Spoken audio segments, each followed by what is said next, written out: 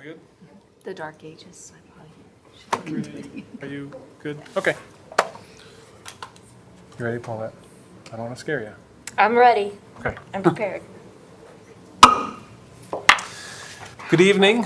We'll call the meeting to order. This is the time and the place for the August 15, 2022 regular board meeting of the Marshalltown School District Board of Education. Welcome to those of you here joining us in person. Welcome to anybody tuning in on the live stream or watching later on. Couple of things before we get started. We've got a pink sign-up sheet here on the speakers table for anybody who wants to make public comment. Please sign in there. Understand if you do make any comment per board policy, board members will not be able to respond to the comments that you have to make in accordance with open public meetings laws. Please also understand that Iowa law prohibits discussing specific employees of the district or their job performance. With that, we'll introduce the board members here with us tonight. To my right, Zach Wall, Bonnie Lowry, and Jan McGinnis. To my left, Karina Hernandez, Sarah Faltis, and Leah Stanley.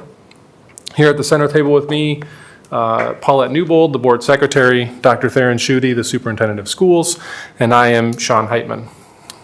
Would you all please join in the reading the mission statement for the Marshalltown School District? We develop learners who have the knowledge, skills, and positive mindset to successfully pursue a meaningful future through personalized learning experiences. Would you all please stand as you're able and join me in the pledge?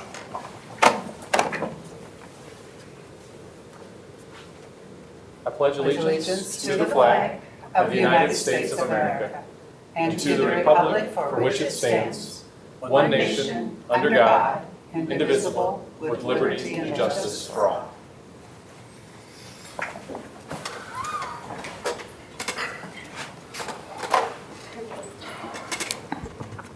Are there any amendments to the agenda? There are none. May I have a motion to approve the agenda? Move to approve? Second. Lowry Faltis, all in favor, say aye. Aye. Opposed, say no. It is approved. Adam, do we have any recognitions for the night? I don't see anybody on there, so. No. Okay. Well, we will, we're working on it. Something huge. Something just, yes. Gonna blow the doors off the place. Okay. Awesome. With that, let's turn to the consent agenda. We've got minutes from our August 1st regular board meeting, from the special board meeting held on August 8th, and from the work session held on August 8th. Dr. Ryan, any items of note in personnel this week? Okay. Shauna. Thank you. Came a little early. So we've added an agreement for our TOPS program. We had one contract come in a bit late today, so you'll see that it's just a continuation of services, and the primary goal there is to decrease any sort of sexual activity for our students as young as possible. If you have any questions, go ahead and take a look. These are programs that are grants, and we're wanting to continue that, as we know it's really highly important to prevent. So we had one of two right in there, Correct. and then the second one got added today, is that right? Correct. Yeah. Yep. Yep. So we do Miller and Lenahan. We have one for both. Any questions for Shauna at this point? Thanks. Thank you. It's 10 pages long. Okay, then looking at the interagency agreements and contracts, there's the agreement that Shauna just alluded to. An agreement with, with Micah for fiscal year, that's with Lenahan. Subcontract agreement with Micah for Miller. The memorandum for teacher, paraeducator, registered apprenticeship with Western Governors University, and a memorandum of understanding for teacher, paraeducator, registered apprenticeship with William Penn. A TNTP Inc. Amendment 1 to extend the term, modify payment and invoicing. An electric service agreement with Interstate Power and Light Company regarding the Anson HVAC project. An agreement with the region's alternative pathway to Iowa licensure. intern agreement. Hey, I have a question about that. Is that because we have somebody in that program, or is that just a general agreement? Which agreement? The RAPL? Well, it would be an agreement in the event, or if we have someone in that. Okay. We do have, I think we hired one employee that was under that alternative licensure. Okay. Food service agreement with the Marshalltown YMCA, YWCA to furnish meals for the 22-23 school year. The registered apprenticeship standards for the teacher aide 1, and then the Cisco renewal for year 2 of 3. Questions about any of those agreements? Okay. Looking at open enrollments, we have 13 total, 1, 2, 3, if I remember right, in. And then the remainder are out, although almost all of those look like they're all continuations. Paulette, anything to note in bills or the financial report? No, sir. And then we've got an out-of-state field trip request for the golf team to play at Eagle Ridge South Golf Course in Galena, Illinois this Thursday. Is there a motion to approve the consent agenda? Move to approve. Second. Lowry, Wall, all in favor, say aye. Aye. Opposed, say no. Motion carries 7-0. Is there anybody on the pink sheet? Okay. Stacy, you're up.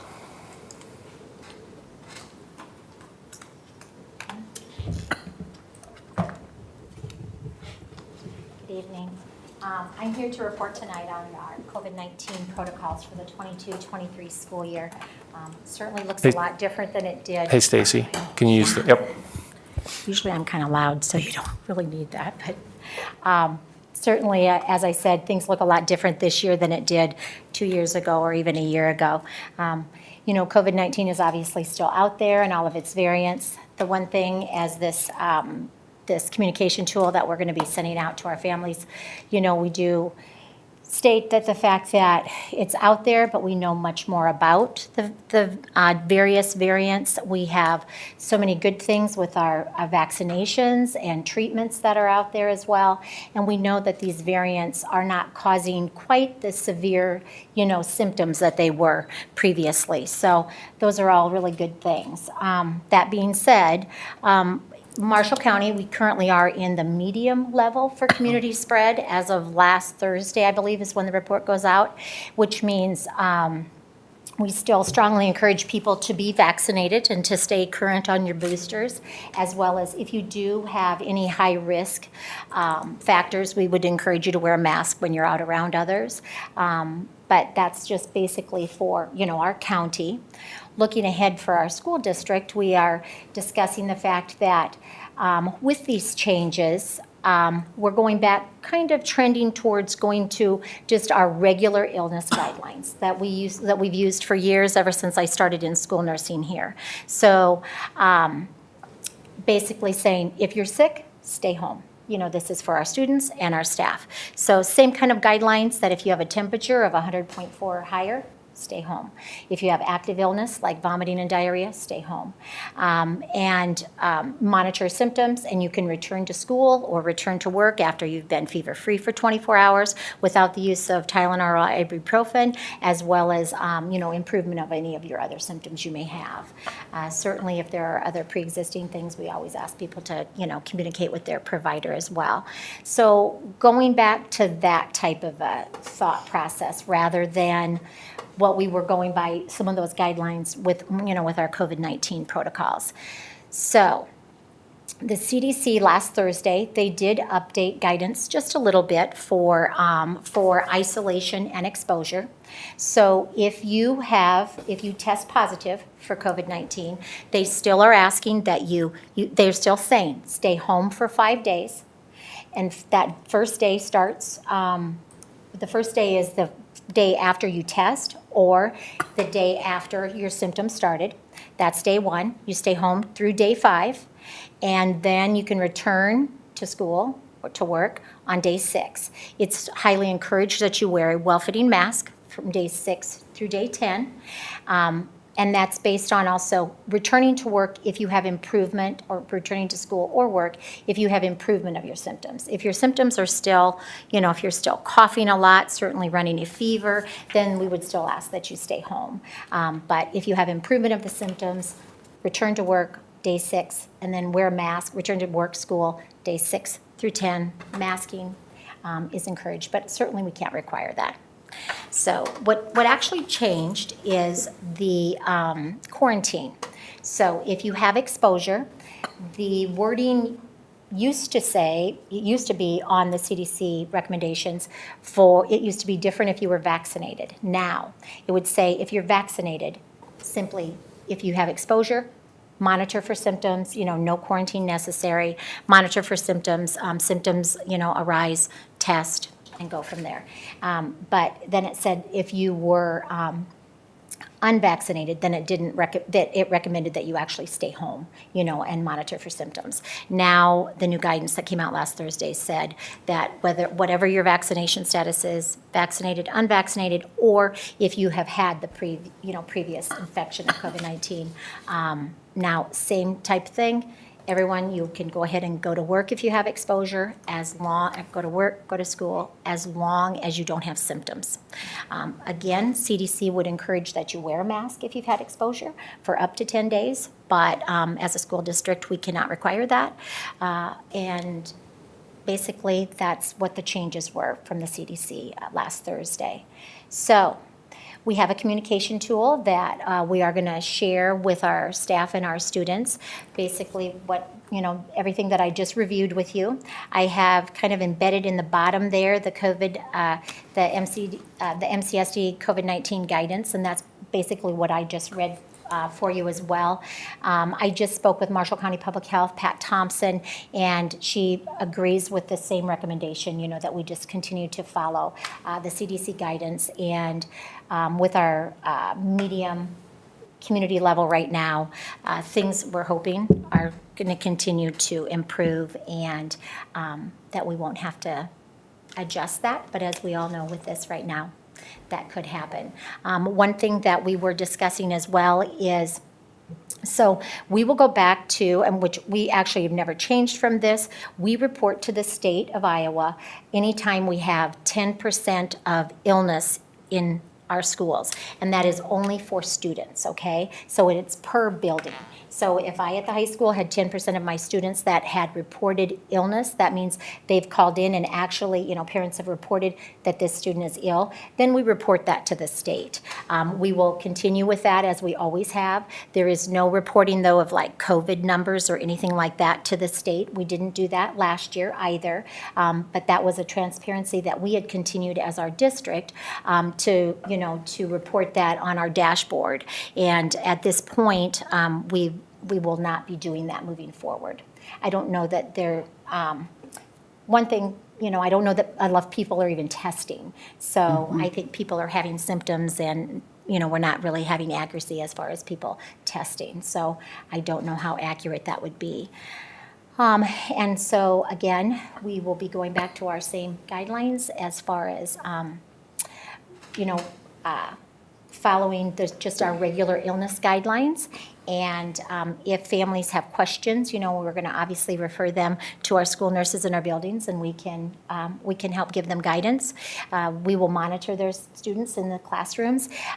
One thing that I did speak with Pat Thompson about too, this would go along with any communicable disease, not just COVID-19, but if we would see more than 3 cases of anything in a classroom over a 2-week period, it's not technically considered an outbreak, but it would be considered, a point of concern where we would want to investigate a little bit further to make sure that there's not something spreading in a classroom, whether it be COVID-19 or any other communicable disease. So we'll continue to do that as we always have in the past as well. So, does anybody have any questions? Questions for Stacy? Yeah, so the recommendation states that even if they're exposed, they can come to school Exposure? without yes. symptoms.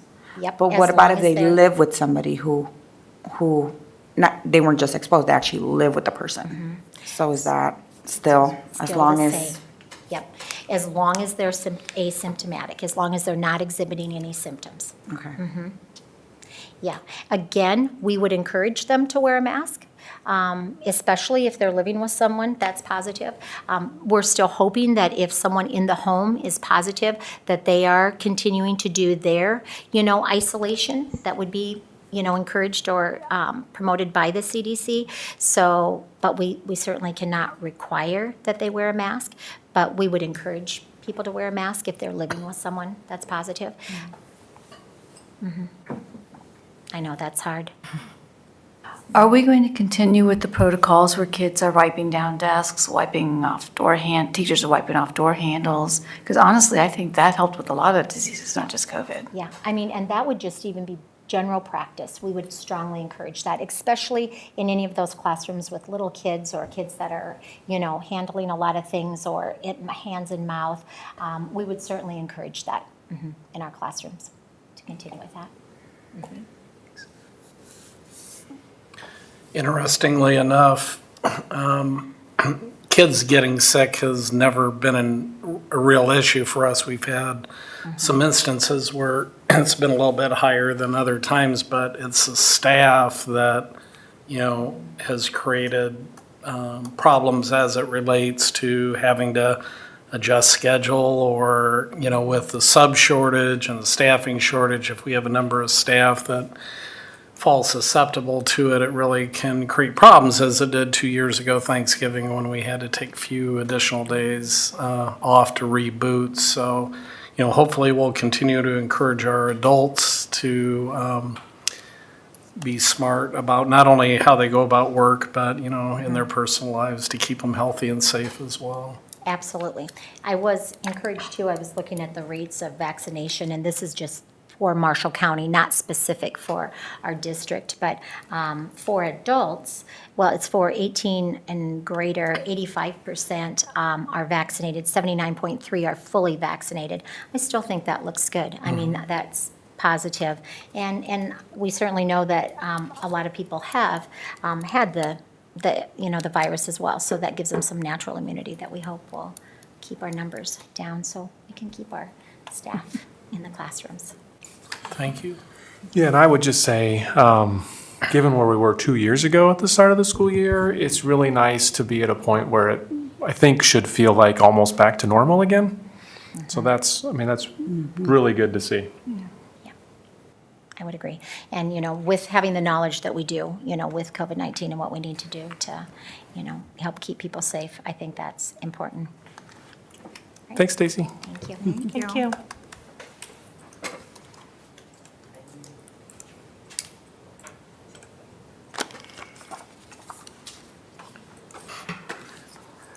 Okay, we're getting ready to fire up and welcome the students back. So a couple of changes to the handbook so I can get it posted on our website. Let's see, it was on page 8 that we updated the bell schedule for our 4 lunches this year because of the number of students that we have in the building. We didn't want to have bells going off all the time. It's bad enough there's going to go off 3 times during the period. The way it was set up before, it was more like 6 times, so too many distractions to instruction for those classes that were still in session while lunch was going on. On page 21, I did add from the board policy a statement about search and seizure. We already had something in the handbook about searching their cars and searching their lockers, which is pretty infrequent. We spend more time when we become aware of a student in possession because somebody has seen smoke in the bathroom, or another student has reported that they've received something from another student, that we need to search backpacks and sometimes just do a quick pat down on a student to find vape pens and other things like that. So we just wanted to make sure students or parents were aware that that's an option just when we have a reasonable suspicion. We don't just pull students out of the hallway and start searching them when we have reasonable suspicion. And I also discovered that I needed to change the open enrollment policy. March 1 is no longer applicable. That is closer to page 43. And I handed you a new statement, basically, so I'll read it out loud. Students wishing to open enroll into Marshalltown Community School District must submit the request to the office of Dr. Theron Schutte, Superintendent. Dr. Schutte will examine each open enrollment application before approval. Consideration will be made on the impact of such things as, but not limited to, class size and availability of special education programs. Transportation to the school in Marshalltown is the responsibility of the family. For high school students, athletic eligibility will be applied according to the Iowa High School Athletic Association, and I think I got girls in the wrong spot, Iowa Girls High School Athletic Union transfer rule. So took out that date of March 1st since there is no date that's applicable anymore. So just those 3 changes. If I can have your approval. I had a question, actually. We had quite a few expulsions last year due to vaping. And so I was looking through the handbook. Is there anything explicit to tobacco and cannabis in the handbook? I believe it falls under the code of conduct. So alcohol and controlled substances is on page 35. Okay, let's look at that because it didn't seem very explicit when we considered the number of expulsions we had last year. Well, we hope to avoid that by having, using different terminology, long-term suspension. Long-term suspended, okay. They're still missing a semester of They school, are, though. but they will be supported. So here, according to, let's see. I saw it earlier. Okay, I think it's on page 35, Jan, or close to there, right there. Detention, code of conduct, athletic, controlled substances, 34. Yeah, I had read that and I wondered, I mean, if the students are really aware of how, I don't know a Penalty is. case in the 6 years that I've been in the district where we've met with a student or family where the student did not indicate that they knew by bringing and distributing a illegal substance that they stood a good chance of being suspended or expelled long-term. And we will hit it hard at the class meetings in the first week of school. okay. We did have one expulsion where she really was not expecting that consequence. So, I think that was a different issue. I don't think that had to do with illegal substances per se. And there was the one situation that was different. You remember that? it was tobacco, I believe, as opposed to, it was a vaping pen. We don't do long-term suspensions or expulsions for nicotine. There are suspensions Take of a different building. nicotine. Cannabis. Are there any questions I for just- Jackie yeah. about the amendments proposed to the handbook? I have no questions about the amendments. I would just like to make sure that what's in the handbook about the consequences for taking a vape pen and handing it to your classmate, that consequence is clearly spelled out. I just think it needs to be, even though you know you're hitting it in meetings, even though it seems common sense to most of us, it might be important to spell it out just because of the number of expulsions that we had. And I mean, if you want me to do that and bring that back, I certainly can. I feel like if we start going down that path, then every single behavior has to be. Yeah, I know, it's hard. It's hard to decide what the limit should be on that. Does the board want me to do that? No. I see if I had saying no. Okay. We've discussed it in this open meeting. Okay. They should be aware. Any other questions about the handbook, particularly the proposed changes? Is there a motion to approve the student handbook as presented? So moved. Go for it. So moved. Second. Stanley Lowry, all in favor, say aye. Aye. Aye. Opposed, say no. Motion carries 7-0. Thanks, Jackie.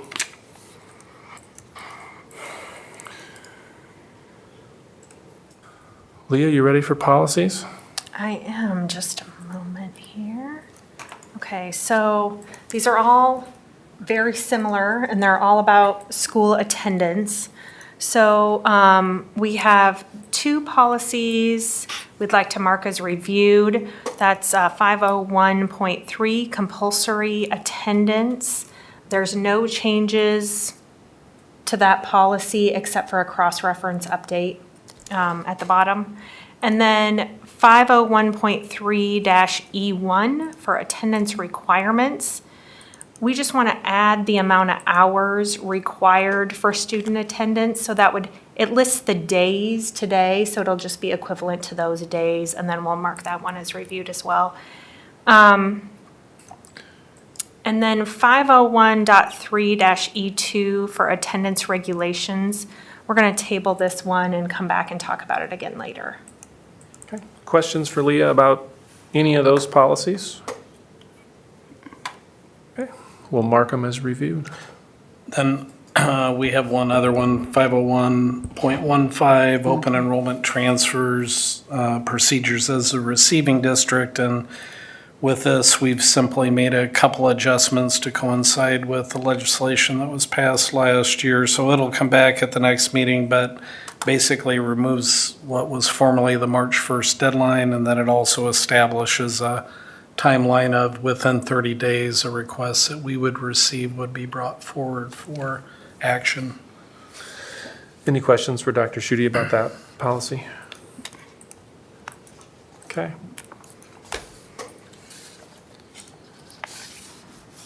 Adam?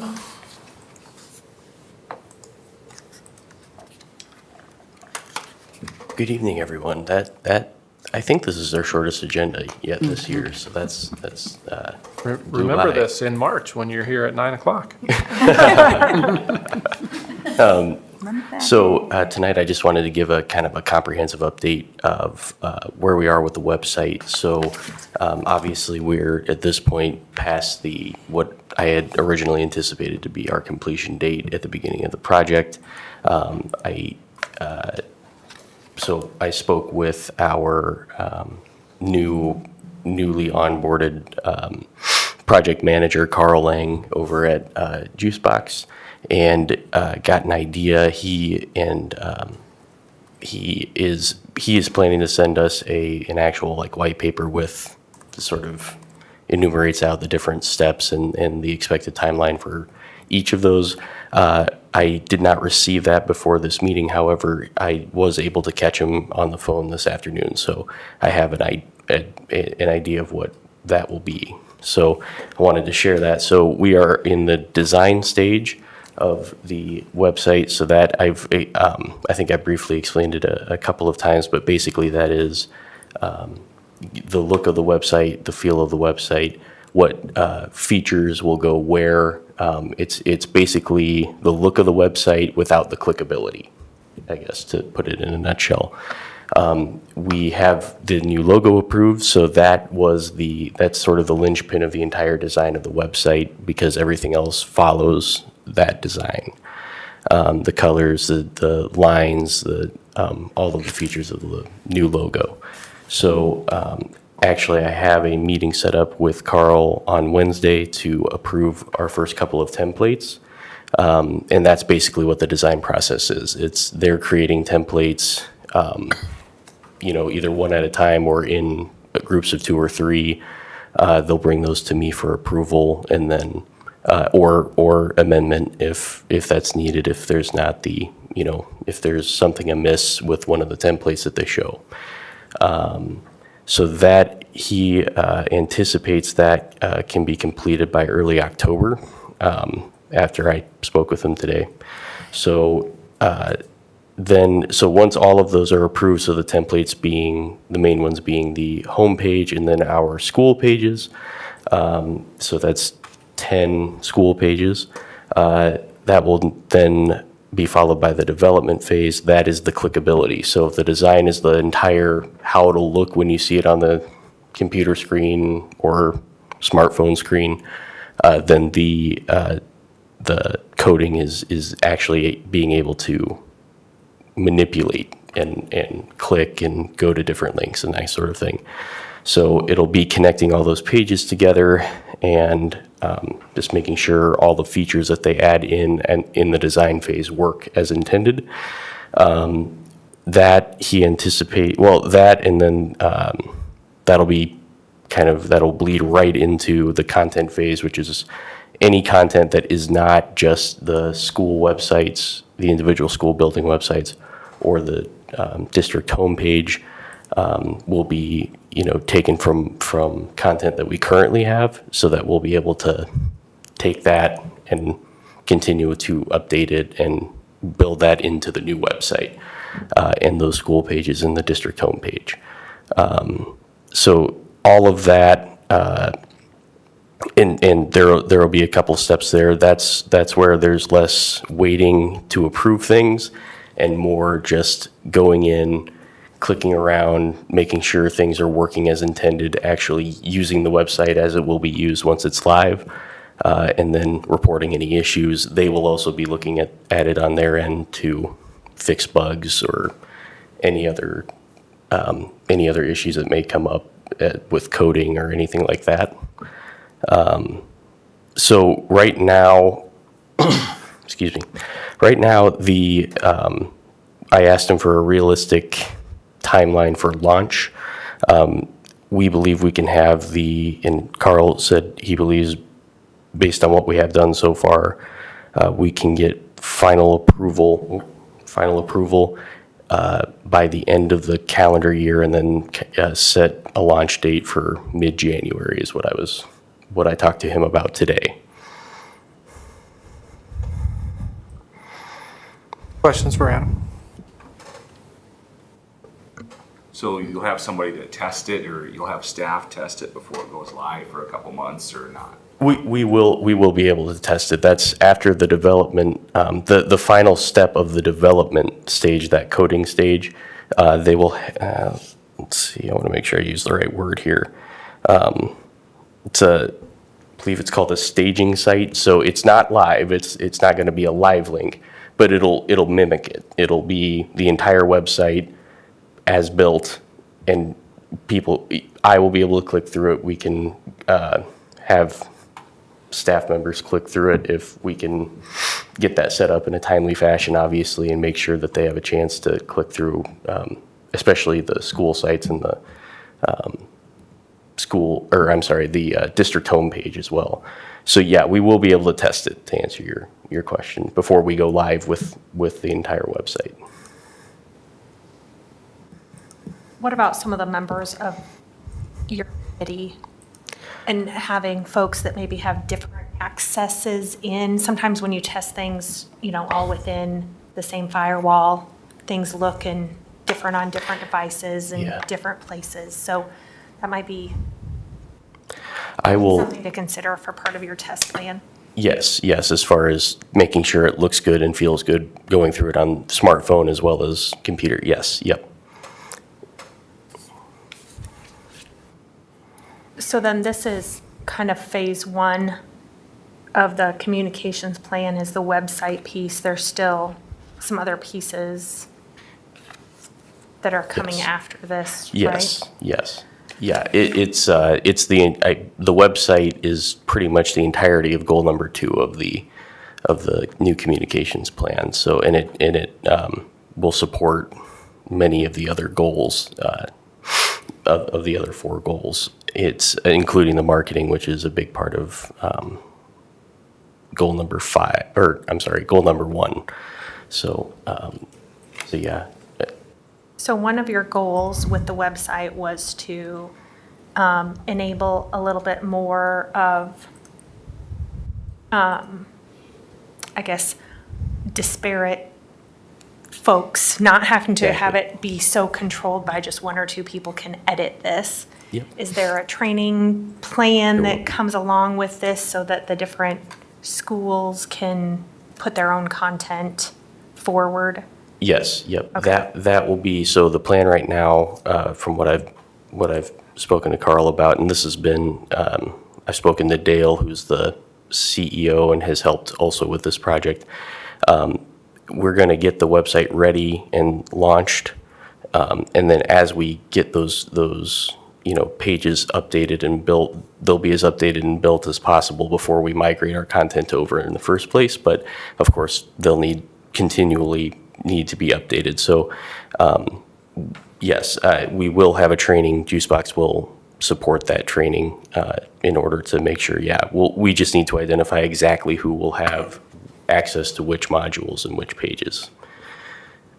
So, and To your earlier question, the two big rocks in that communication and marketing plan that we landed on were the website and also the Welcome Center. And so things will definitely be, there'll be information that'll be presented to you because Shauna's team has done quite a bit of work in preparation for the advent of being able to launch the Welcome Center, hopefully for the 2022 or 23-24 school year. And of course, access to the Orpheum's a big part of that too, which tentatively we'll take ownership of on January 9th. So. Okay, good. Other questions? Thanks, Adam. All right, thanks.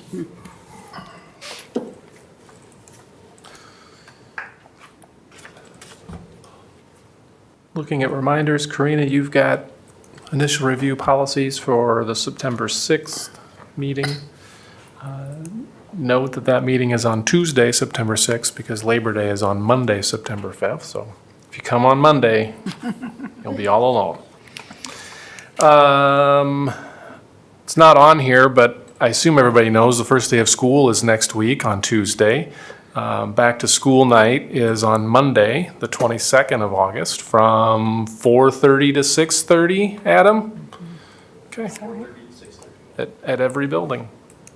Okay. What an exciting time, back to school. Committee reports, there are none, but you'll see that the committee assignments have been updated for the 22-23 school year. If I received your desired committee assignments before I did that, I hope to have reflected them there. If I didn't, maybe you just got lucky. But go ahead, I mean, that's been on there, so review that. You know, again, those committees will start meeting again as the school year gets going, and so we wanted to get that done now as opposed to later and not have to shuffle committees around or members of committees around. Well, what have we done this evening? Can I ask a question? Yeah. Is there a welcoming for the teachers? Did I miss an email or something? We have Is that day? Well, the first day of all staff back technically is Wednesday, the 17th. So originally, we had all planned to connect in the auditorium, but we changed it to virtual because of what was happening out in the community, as Stacy had mentioned, with the positivity rate. So we're going virtual for that first half hour, and then also for the keynote that morning. Will that be shared? I don't think I've seen that. And I usually like to attend.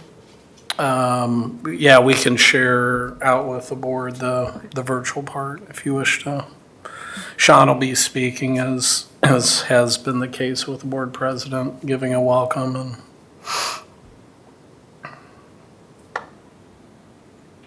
And that will be first thing Wednesday morning, 8 o'clock? 8 o'clock, yep. 8 to 9 is the welcome back, and then our keynote, which is Maya Baker from TNTP, on accelerated learning, will be speaking from 9 to 11. And that's all going to be virtual? None of it's happening? Yeah, yet? that's all virtual. All virtual. And you're going to send us the link? Yep. Yep, that's fine. Other questions? Well, what have we done this evening to improve education for the students in Marshalltown? Well, hopefully with the new policies on Caravid, we will have more teachers here, and that should improve their education.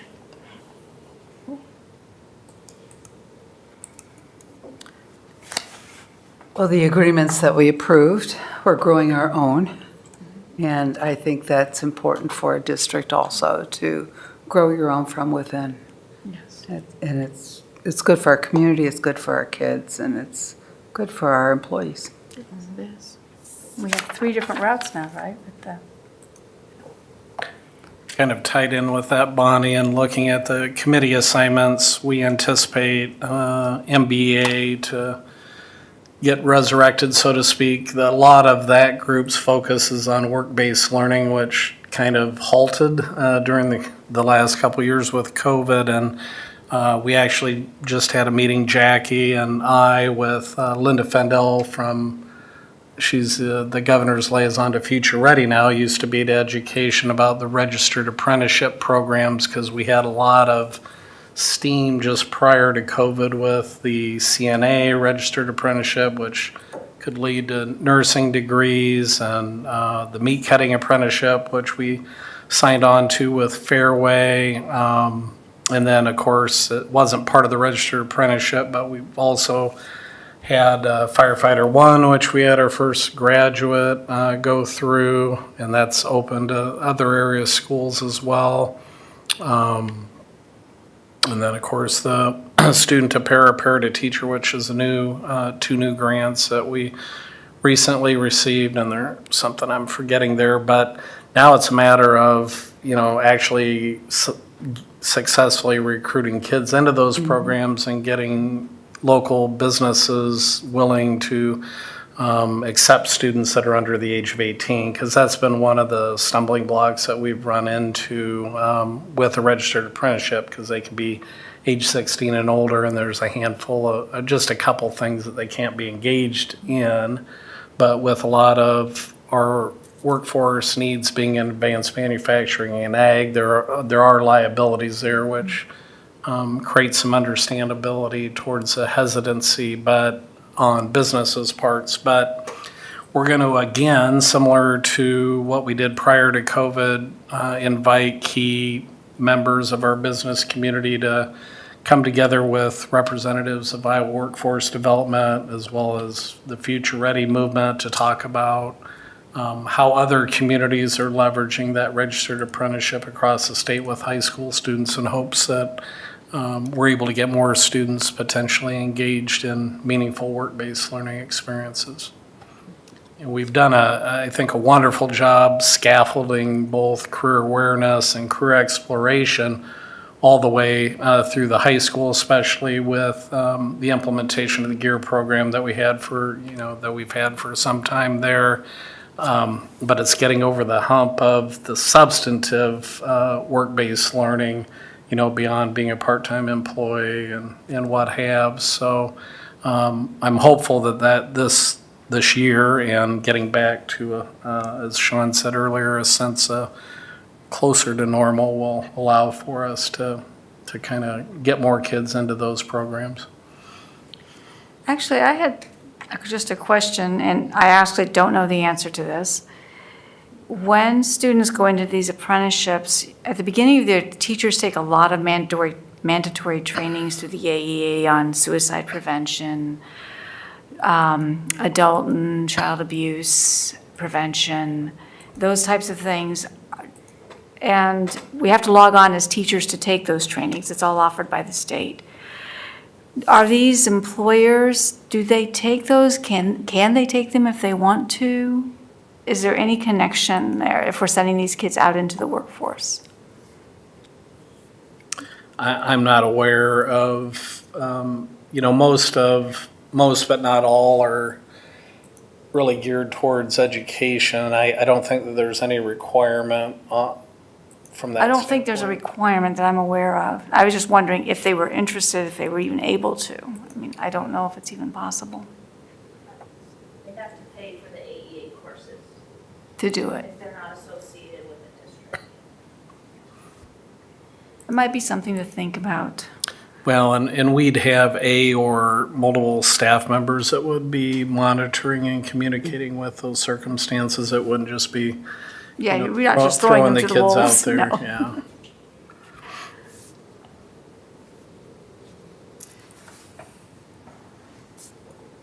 Anything else? Okay, we need a motion to adjourn. So moved. Second. Wall, Hernandez, all in favor, say aye. Aye. Opposed, say no. Okay, we are adjourned. Let's take 5 minutes or so, and then we'll start a work session on goal setting. I didn't bring my paper. I